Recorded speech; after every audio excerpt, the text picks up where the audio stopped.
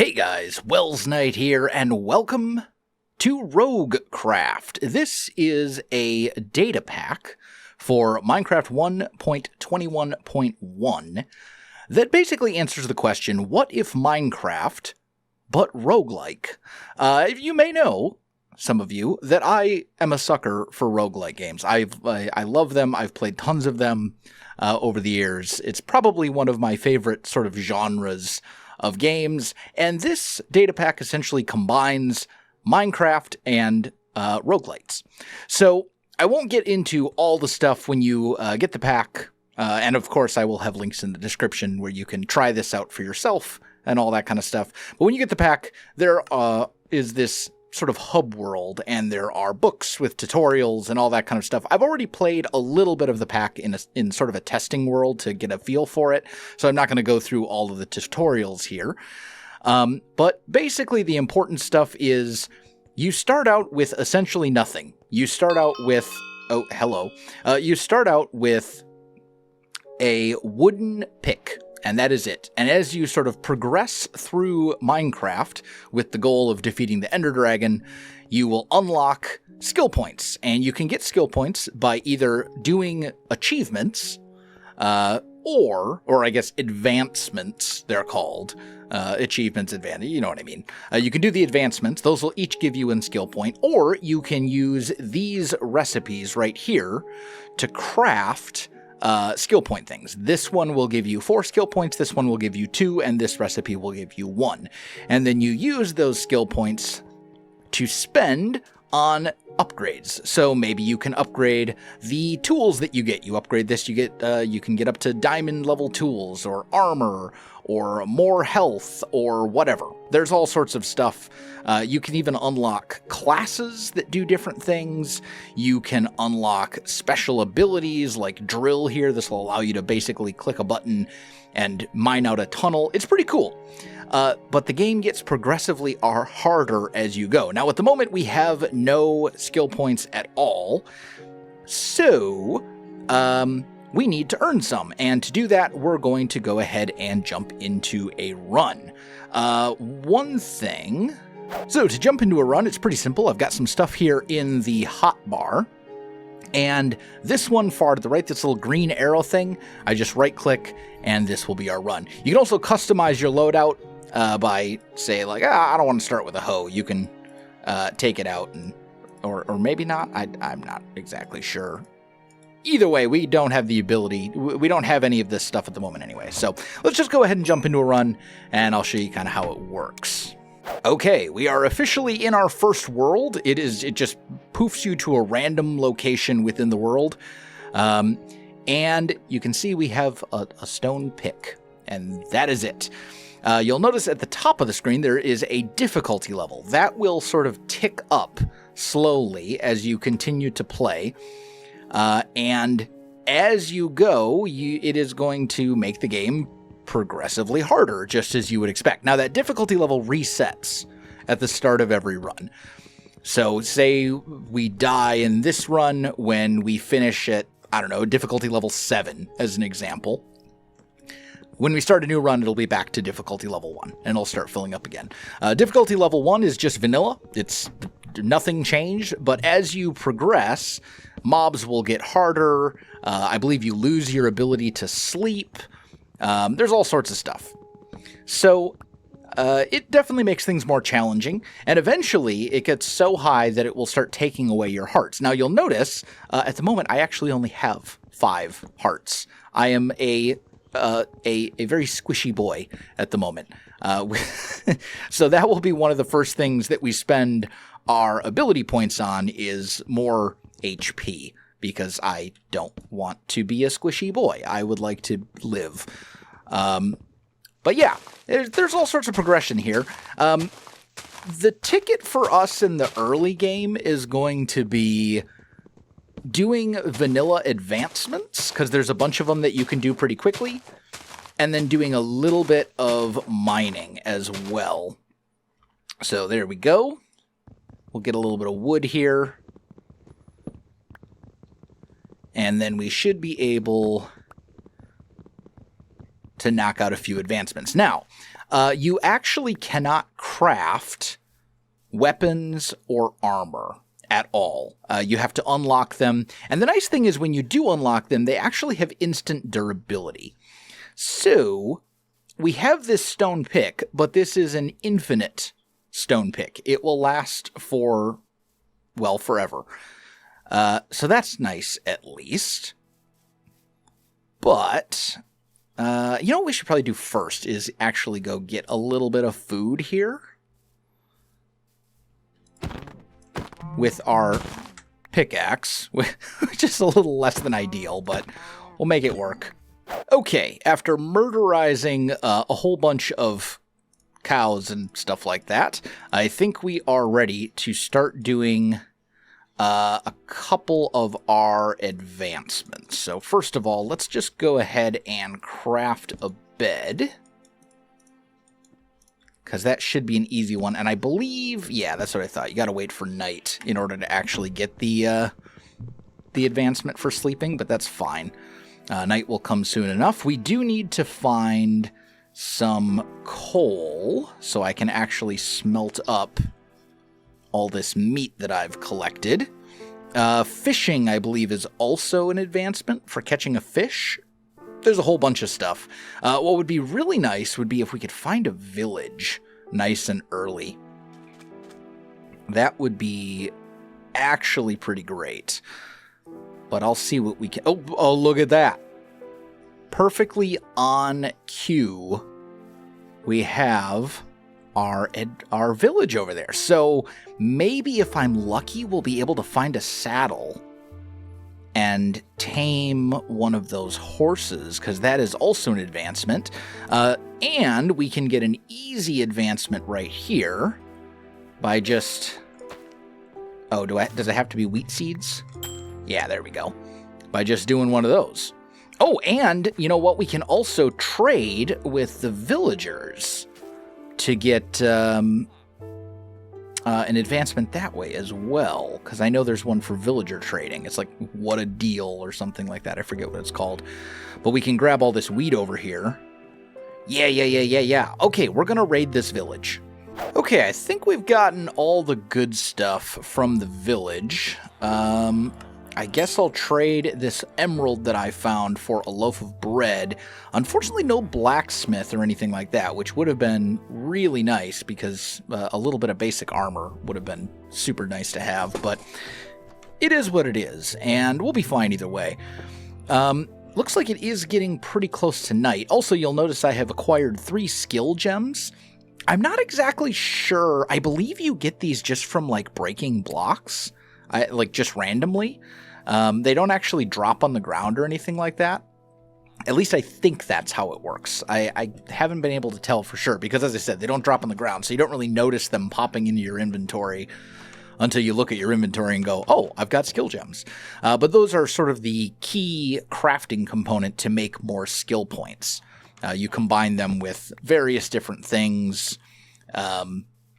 In our case, we will be using copper ingots and coal, but that will get us an advancement there for sweet dreams, and that will make it day. And I believe difficulty level 2 is the last time that you can sleep. I don't think you can sleep after once you hit difficulty level 3, but I may be wrong on that. I'm not sure. Either way, we've gotten everything we need from the village. We've gotten one of our achievements, and it looks like we have a pretty nice large... Oh, dear. That's a terrifying fall when you only have 3 hearts. Let's not do that again. Oh, goodness. Okay, we're fine. I was going to say, let's just pop over here and get some of this cobblestone and coal, which will not only get us some advancements, but more importantly, it will get us the necessary stuff to smelt up all of the beef that we collected earlier and turned it into actual food. While that is smelting up, it is going to be our goal to collect as much copper and coal as we possibly can, because that is probably where most of our first run ability points are going to come from. So I'm just going to grab basically all the copper I can find down here, as well as any coal that's lying around as well. We should be relatively safe where we are at the moment, because it is thankfully out in the sunlight. And we should have plenty of day left. So I think we'll be fine. I will put a couple of torches just sort of along here to keep us a little bit safer, but that should be fine. I believe mob spawning rules still work the way they do in vanilla. I think, even at higher difficulty levels, although I'm not 100% sure on that. I will grab a little bit of iron, just so I can make a bucket. I can't use it to craft iron tools or armor, but I can still craft a bucket with it. Might be possible for us to get into the nether on this run using a bucket of lava and a bucket of water, but going to be a little challenging for sure. So we'll get the iron just in case, but I'm not super optimistic. Either way, I'm just going to keep grabbing the various resources and things that I can find around here. Okay, I think I got all the good stuff from that little pit. So what we really need is coal. I've got tons and tons and tons of raw copper. Don't have all that much coal, though. So I think the important thing will be to find... Here we go. I was going to say find another ravine. And it looks like there is one right about here. There's also a skeleton there. If we can take him...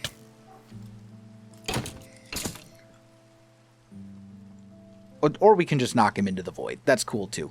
You got to be really careful when you only have 5 HP and no armor. So, you know what? It's fine. We'll just let him sort of fall down, and, he's not our problem anymore. Okay, there we go. We killed a skeleton. Oh, there's another one. Ow. Oh, we could just die, like, right here. Let's not do that. Let's retreat a little bit. But we managed to get the Monster Slayer achievement, or Monster Hunter. Either way, it is something. So we now have 5 skill points, which is not a terrible amount. We can get another 8 by crafting using the copper and coal that we currently have. I'd like to get more than that, but that might be a little tricky. However, it is also getting to be night, which is a bit terrifying. I think... Oh, you know what else? That's an easy achievement as well. Oh, I got rid of all the bread. Oh, hold on. Spooter?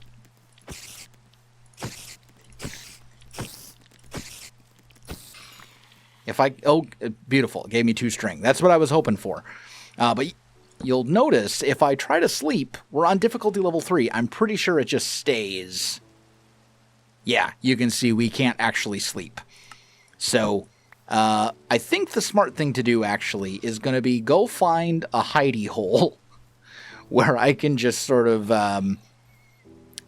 hang out for the evening until it's daylight again, and then we can get some more pretty easy advancements by, like, breeding some of the animals, for example, and fishing, things along those lines. So this is my little hidey hole. I actually dug it out during the day. I was just running back to it, but threw it on a couple of furnaces. I'm just smelting up the copper and stuff like that at the moment. Let's throw a little bit of that in. But I've smelted up some copper, and we have some coal, so we can make some of these skill points. It's just copper ingots plus coal equals skill points. And that gives each one of those, when we craft it, will give us 1 skill point that we can spend on abilities once we get back to sort of the main hub, which is nice. So I'm just kind of waiting out the night here, smelting things up, and I noticed I was getting some skill gems as I was taking things out of the furnace. So maybe you get skill gems anytime you do something that gives you experience. Or at least you have a chance to get skill gems every time you get a chance. Actually, that would make sense. Oh, I bet it's every time you gain a level, because we've spent 6 of them. I have 7, and I currently have an experience level of 13. So I would bet that every time you gain a level, you get a skill gem. That makes total sense. I think the night is finally drawing to a close. Now, when I popped in here, there was a creeper. It looks like it's gone, though. So, night isn't quite over, but it's close enough. You can see the dudes are burning. So, we're good to go. I am going to grab a little bit of the hay bales here so that I can make some wheat just to breed up an animal or two. Let's see. Where were the sheep? There were 2 sheep that were in a pen somewhere. I'm just not sure where that pen was. But we do want to breed all the animals. Actually, that reminds me, I should get some seeds so that we can breed chickens, because there's one advancement for just breeding animals, period. But then there's also an advancement for breeding all of the possible animals. So let's breed up these cows, breed up the sheep, and then I saw a chicken over here. I thought, oh, there's one. There's always another. At least usually.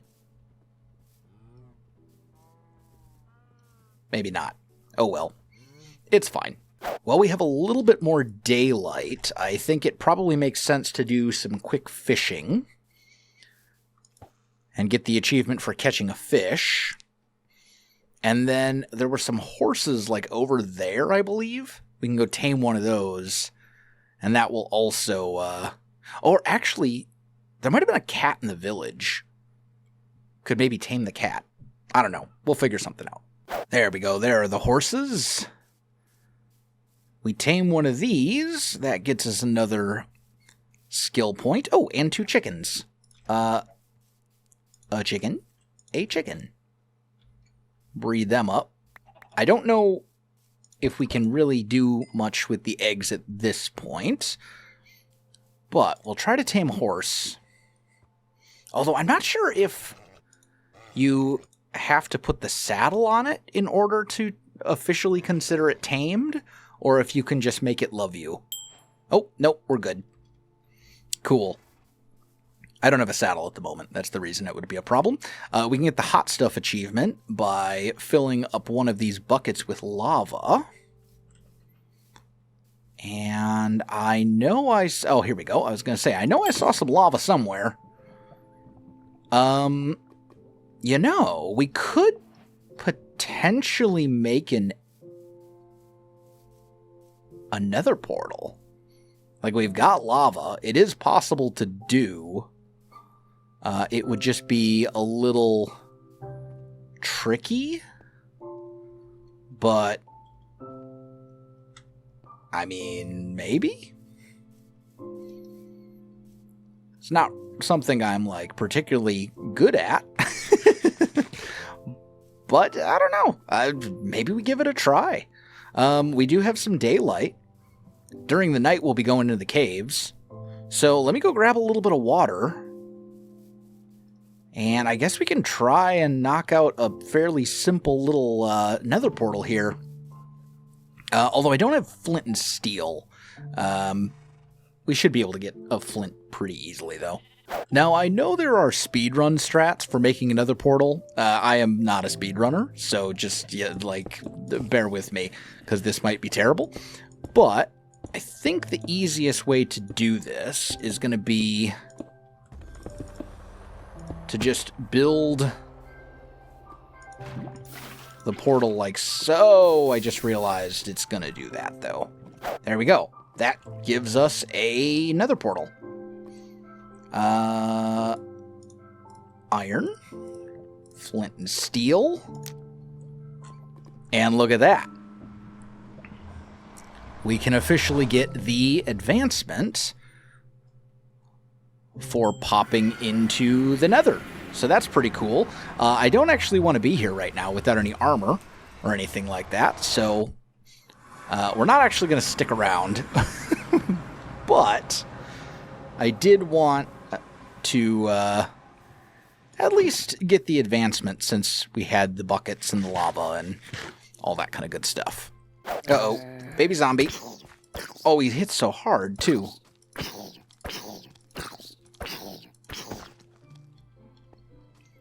At this point, what we're really just looking for is coal. As much of it as we can get. And actually, it looks like there's a D. Okay, this is terrifying. Oh, this is so bad. This might be where this run ends, unless I can dig in here real quick. I am somehow alive. I think the gravel block saved me.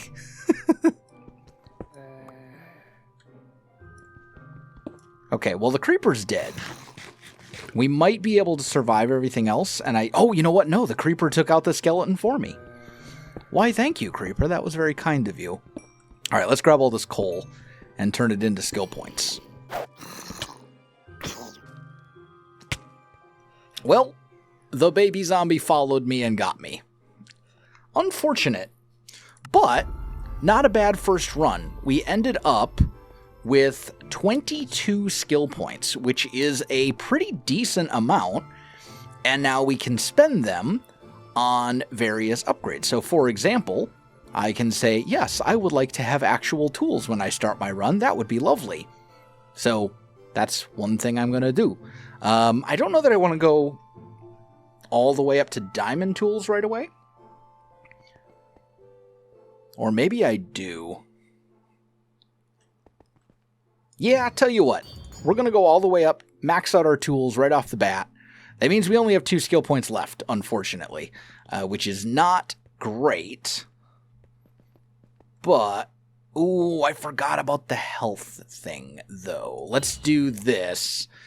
And that sets us up for another run, which I think we're going to save for the next episode. That's kind of how it works. You can see sort of the progression system in place here. Now that we have actual tools and can do more stuff, we should be a little bit better off. You gradually get more and more powerful and eventually get to the point where we can go kill the Ender Dragon.